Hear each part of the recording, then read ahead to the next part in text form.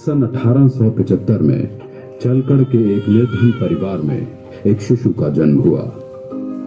बृहस्पतिवार को जन्म लेने के कारण इस बच्चे का नाम बिरसा रखा गया। किसे पता था कि एक दिन ये बालक जंगलों में रहने वाले समाज को उनके गौरव की याद दिलाने वाला बिरसा मुंडा बनेगा। बिरसा, बिरसा, कहाँ है रे तू? माँ, मैं इधर हूँ। तू फिर से अकेला जंगल में गया था? कहीं कोई बाघ भालू उठा ले जाता तो? माँ, तू फिक्र मत कर, ये जंगल मेरा दोस्त है। इसके सभी जानवर मेरे भाई। बिरसा पढ़ाई में तेज था और ये देखकर उसका दाखिला मिशनरी स्कूल में करवा दिया गया, लेकिन वहाँ पढ़ने के लिए उसको जबरन धर्म परिवर्तन करना पड़ा। बिरसा, यीशु के सिवाय कोई भगवान नहीं है। बिरसा, ईसाई धर्म का पालन करने से ही तुम्हारा उद्धार होगा, वरना बाकी वनवासियों की तरह जाहिल के जाहिल रह जाओगे।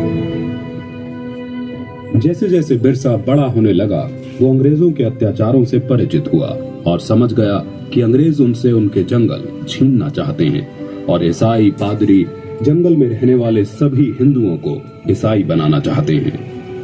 आपको हमारी मदद करनी होगी ताकि हम जबरन सभी आदिवासियों को ईसाई बना सकें। ये सब देख बिरसा ने ईसाई धर्म को त्याग दिया। हम आदिकाल से इन जंगलों में वास करते आए हैं। ये जंगल हमारे हैं। धर्म परिवर्तित करके अंग्रेज हमसे हमारे जंगल नहीं छीन सकते। भाइयों, अंग्रेजों के सामने मत झुको, आत्मसम्मान के लिए खड़े हो। बिरसा के अनुयायी गांव-गांव में जाकर बिरसा की इस शिक्षा का प्रचार करने लगे। उसके कहने से वनवासियों ने अंग्रेजों को लगाम देना बंद कर दिया।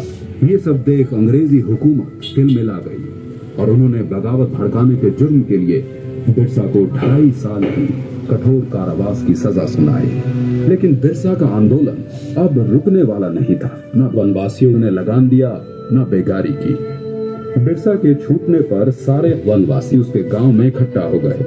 बिरसा की क्रांति की पुकार से सिंध भूमि, चाईबासा और रांची के जंगल गूंज उठे। अब वक्त आ गया है जब हम अपनी जमीनें अंग्रेजों से वापस लेंगे और एक नए सतयुग का आरंभ होगा।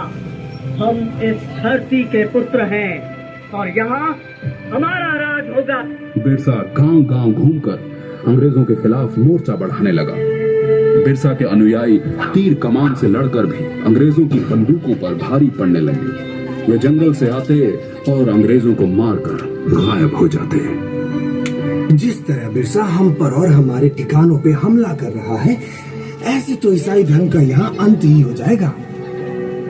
बिरसा वनवासियों को ईसाई बनने नहीं देगा।